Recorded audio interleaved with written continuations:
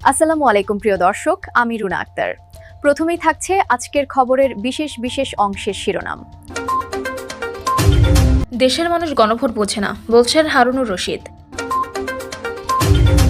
তারেক রহমান আপনাদের সন্তানকে মন্ত্রী বানানোর প্রতিশ্রুতি দিয়েছেন, বলছেন নুরুল হক নূর। জানাবো, ক্ষমতার রাজনীতি করলে অনেক আগে এমপি মন্ত্রী থাকতাম, বলছেন চরমনাই পীর। এবং সর্বশেষ জানাবো, গণভোটে হ্যাঁ ভোট জিতলে দেশ পাল্টে যাবে, বলছেন প্রধান উপদেষ্টা। এতক্ষণ শুনলেন শিরোনাম, এখন বিস্তারিত খবর। দেশের মানুষ গণভোট বোঝে না, বলছেন হারুনুর রশিদ। দেশের মানুষ যেমন পিআর পদ্ধতি জানে না, ঠিক তেমনি গণভোটও বোঝে না বলে মন্তব্য করেছেন চাঁপাইনবাবগঞ্জ ৩ আসনে বিএনপি মনোনীত প্রার্থী হারুনুর রশিদ। বিকেলে চাঁপাইনবাবগঞ্জ হরিমোহন সরকারি উচ্চ বিদ্যালয় মাঠে জাতীয় সংসদ নির্বাচনের শেষ নির্বাচনী জনসভায় প্রধান অতিথির বক্তব্যে তিনি একথা বলেন। হারুনুর রশিদ বলেন, গত শুক্রবার জাতীয় মসজিদ বায়তুল মোকাররমের ইমাম 10 থেকে 12 মিনিটের খুতবা দিয়েছেন। সমসাময়িক সময়ের জন্য এই বয়ানটি হচ্ছে শ্রেষ্ঠ বয়ান, সবচাইতে উল্লেখযোগ্য ও গুরুত্বপূর্ণ। তিনি বলেছেন, প্রার্থীকে ভোট দেবেন জেনে শুনে বুঝে, শুধু প্রার্থীর প্রতীক দেখে নয়, বরং প্রার্থীর চরিত্র কেমন, সে এলাকায় জন্য সেবা করতে পারবে কিনা, এলাকার কল্যাণে কাজ করতে পারবে কিনা, তার সেই যোগ্যতা আছে কিনা, এই সমস্ত বিষয় আপনি জেনে বুঝে দেবেন। ভোট হচ্ছে আপনার বিরাট বড় আমানত। সুতরাং যারা চাইনিজ কুড়াল আর লাঠি দিয়ে হুঁশিয়ারি দিতে চায়, যারা ইতিপূর্বে বহু হত্যা মামলার আসামি, এই ধরনের প্রার্থীদের ব্যাপারে আপনাদেরকে সতর্ক থাকতে হবে। তিনি আরও বলেন, উনি আরও গুরুত্বপূর্ণ বয়ান দিয়েছেন, কারণ আজকে নির্বাচনে 2টি ব্যালট থাকবে। তার মধ্যে একটি সরকার গঠনের জন্য আপনি নির্বাচিত করবেন কোন প্রার্থীকে পছন্দ করবেন, আরেকটি থাকবে হ্যাঁ আর না, কোনটিতে আপনি দেবেন। আমি বিগত দিনে নির্বাচনী প্রচারণা চালাতে গিয়ে বিভিন্ন প্রশ্নের মুখোমুখি হতে হয়েছে। আমাকে অনেকে জিজ্ঞাসা করেছেন, হ্যাঁতে ভোট দেবো নাকি নাতে ভোট দেবো, এ নিয়ে আমরা অন্ধকারে রয়েছি। হারুনুর রশিদ বলেন, আজকে সরকার একটি বাইরের বিশেষ শক্তির ইন্ধনে বাংলাদেশের গণতান্ত্রিক ব্যবস্থাকে ধ্বংস করে দেওয়ার জন্য চক্রান্ত করেছে।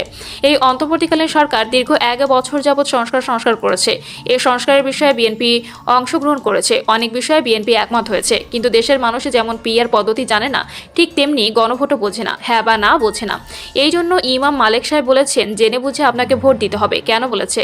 কারণ এটি একটি মুসিবতের প্রশ্ন। এখানে প্রায় 6 বা 7টি পয়েন্ট আছে।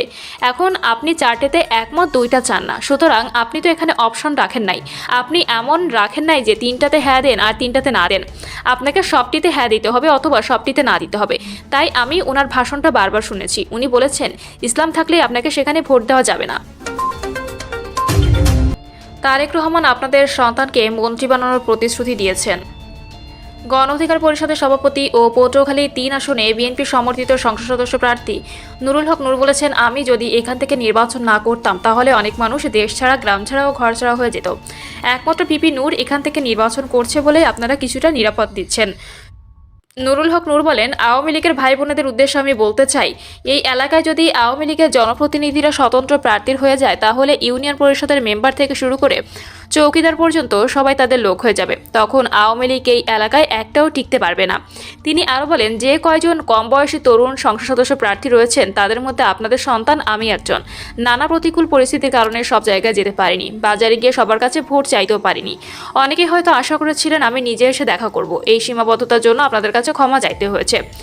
নূর বলেন, তারেক রহমান জাতীয় সরকার গঠনে আপনাদের সন্তানকে মন্ত্রী বানানোর প্রতিশ্রুতি দিয়েছেন, তাই দশমিনা ও গলাচিপাকে আর পিছিয়ে রাখবেন না, উন্নয়ন থেকে বঞ্চিত করবেন না। যদি তারেক রহমানের জাতীয় সরকার গঠনে ভূমিকা রাখতে চান, তাহলে আগামী 12 তারিখ ট্রাক মার্কায় ভোট দিয়ে আসুন।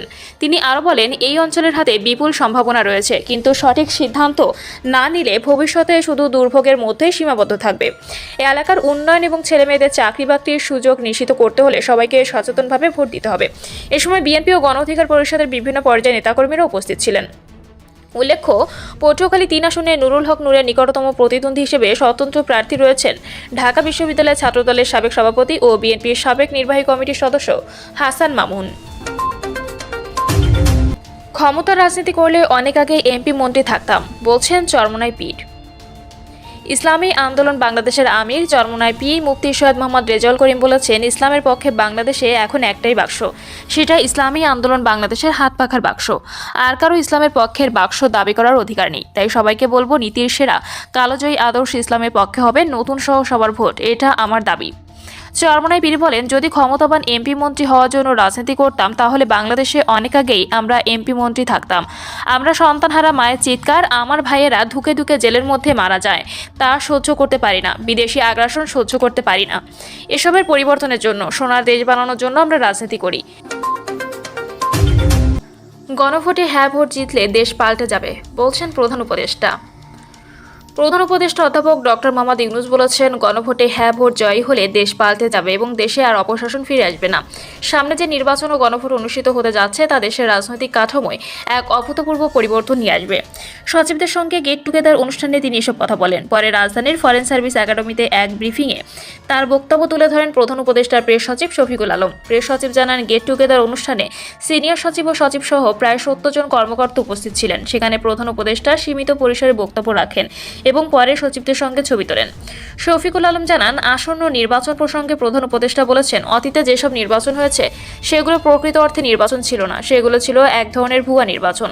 তবে এবারে নির্বাচন হবে সুষ্ঠু ও শান্তিপূর্ণ। নির্বাচনের আর মাত্র 2 দিন বাকি এবং দেশ প্রায় লক্ষ্যে পৌঁছে গেছে। অধ্যাপক ইউনূস বলেছেন, এই নির্বাচন ও গণভোটে দেশের রাজনৈতিক কাঠামোর মধ্যে একটি অভূতপূর্ব পরিবর্তন নিয়ে আসবে। তিনি উল্লেখ করেন, এই প্রথমবারের মতো প্রবাসী বাংলাদেশিরা সরাসরি দেশের রাজনৈতিক প্রক্রিয়ার সঙ্গে অন্তর্ভুক্ত হয়েছেন। অতীতে বাংলাদেশের বিভিন্ন গণভ্যুত্থান ও রাজনৈতিক আন্দোলনে প্রবাসীদের যে ভূমিকা ছিল, এবারে নির্বাচনের মাধ্যমে সেই ভূমিকা আরও মর্যাদাপূর্ণ ও সুসংহত হয়েছে। এখন থেকে তারা দেশের বিভিন্ন বিষয়ে আরও বলিষ্ঠ ভূমিকা রাখতে পারবেন। প্রধান উপদেষ্টা বলেন, এবারে নির্বাচনে প্রযুক্তির ব্যাপক ব্যবহার করা হচ্ছে, যা ভোটদান প্রক্রিয়াকে সবার জন্য আরও সহজ করেছে। ভোটাররা কিভাবে ভোট দেবেন সে বিষয়ে একটি অ্যাপ চালু করা হয়েছে। একই সঙ্গে প্রায় 43,000 ভোটকেন্দ্রের নিরাপত্তা কিভাবে পর্যবেক্ষণ করা হবে সেজন্য আলাদা নির্বাচন ভিত্তিক অ্যাপ ব্যবহৃত হচ্ছে। তিনি জানান, নির্বাচন বন্ধু হটলাইন 333 চালু করা হয়েছে। প্রায় 25,067টি বডি ওর্ন ক্যামেরা ব্যবহার করা হচ্ছে এবং সব ভোটকেন্দ্রে সিসিটিভি ক্যামেরা স্থাপন করা হচ্ছে। এসব উদ্যোগের ফলে এবারে নির্বাচন আগের যে কোনো সময় তুলনায় ভালো হবে বলে তিনি আশা প্রকাশ করেন। অধ্যাপক ইউনূস বলেন, নানা দেশ থেকে বিপুল সংখ্যক নির্বাচন পর্যবেক্ষক বাংলাদেশে আসছেন। এটি প্রমাণ করে যে বাংলাদেশের গণতন্ত্রের ওপর আর আন্তর্জাতিক সম্প্রদায়ের আস্থা ফিরে এসেছে। একই সঙ্গে এটি প্রতিফলিত করে যে তারা বাংলাদেশে এই নির্বাচনকে অত্যন্ত গুরুত্বের সঙ্গে নিচ্ছে। তিনি বলেন, শেখ হাসিনার সময়ে অনুষ্ঠিত আগে 3টি নির্বাচনের কোনো বৈধতা ছিল না এবং সে সময় উল্লেখযোগ্য কোনো আন্তর্জাতিক নির্বাচন পর্যবেক্ষকও আসেনি। প্রধান উপদেষ্টা বলেন, এ পর্যন্ত নির্বাচনকে ঘিরে তেমন কোনো উত্তেজনা সৃষ্টি হয়নি। নির্বাচনী প্রচারণা খুবই শান্তিপূর্ণভাবে হচ্ছে। রাজনৈতিক দলগুলো দায়িত্বশীল ভূমিকা পালন করছে। নেতারা যেখানে যাচ্ছেন সেখানে মানুষের উপস্থিতি বেশি হলেও প্রচারণা শান্তিপূর্ণ থাকছে। অধ্যাপক ইউনূস সচিবদের ধন্যবাদ জানিয়ে বলেন, গত 18 মাসে তারা যে কাজ করেছেন তা অত্যন্ত প্রশংসনীয়। প্রায় 130টি অধ্যাদেশ জারি ও বাস্তবায়নের ক্ষেত্রে সচিবরা সহযোগিতামূলক ভূমিকা রেখেছেন এবং এসব কাজ দ্রুত সম্পন্ন করেছেন। তিনি বলেন, বাংলাদেশ সামনে উত্তরোত্তর উন্নতির পথে এগিয়ে যাবে। বিশ্বের বিভিন্ন দেশ থেকে বিনিয়োগকারীরা বাংলাদেশে এসে কারখানা স্থাপন করবেন। দেশের তরুণ জনগোষ্ঠী একটি বিশাল সম্পদ, যা ভবিষ্যতে বিপুল কর্মসংস্থানের সুযোগ সৃষ্টি করবে। প্রধান উপদেষ্টা বলেন, জাপানের সঙ্গে বাংলাদেশের অর্থনৈতিক অংশীদারিত্ব চুক্তির কারণে বাংলাদেশে বিনিয়োগ করলে অন্যান্য দেশে শুল্কমুক্ত প্রবেশাধিকার পাওয়া যাবে। এই বাস্তবতার কারণে অনেক বিদেশি বিনিয়োগকারী বাংলাদেশে কারখানা স্থাপনে আগ্রহী হবেন। গণভোটে হ্যাঁ ভোট জয়ী হলে বাংলাদেশের ভবিষ্যৎ সুন্দরভাবে নির্মিত হবে বলেও আশাবাদ ব্যক্ত করেন প্রধান উপদেষ্টা। দর্শক, আজকের খবর এই পর্যন্তই। আরও নিত্য নতুন খবর পেতে আমাদের চ্যানেলটি সাবস্ক্রাইব করুন, লাইক, কমেন্ট ও শেয়ার করে পাশে থাকুন। ধন্যবাদ।